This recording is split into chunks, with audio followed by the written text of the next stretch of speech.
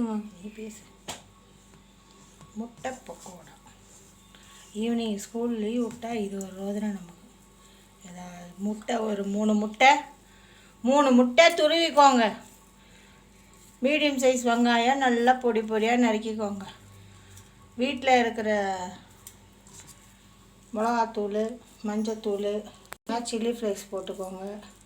இஞ்சி பூண்டு பேஸ்ட்டு, பெருங்காயம், மஞ்சத்தூள்,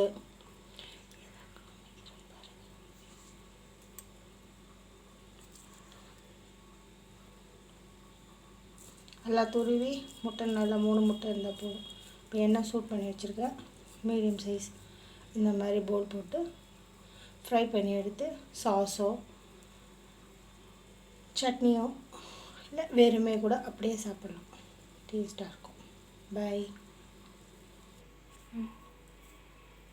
முட்டை 3 முட்டை நல்லா வேக வச்சு துருவிட்டு 2 சின்ன வெங்காயம், மீடியம் சைஸ் பெரிய வெங்காயம் 2,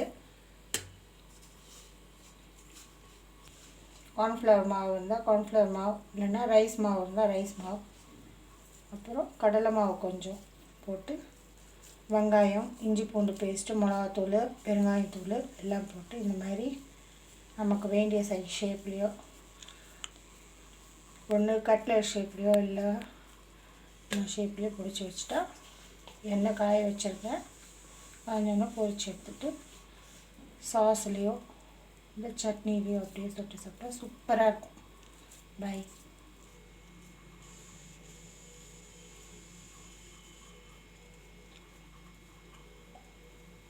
எண்ணெய் நல்லா கொதிச்சிட்ருக்கு. எண்ணெய் நல்லா காய்ச்சிட்ருக்கு.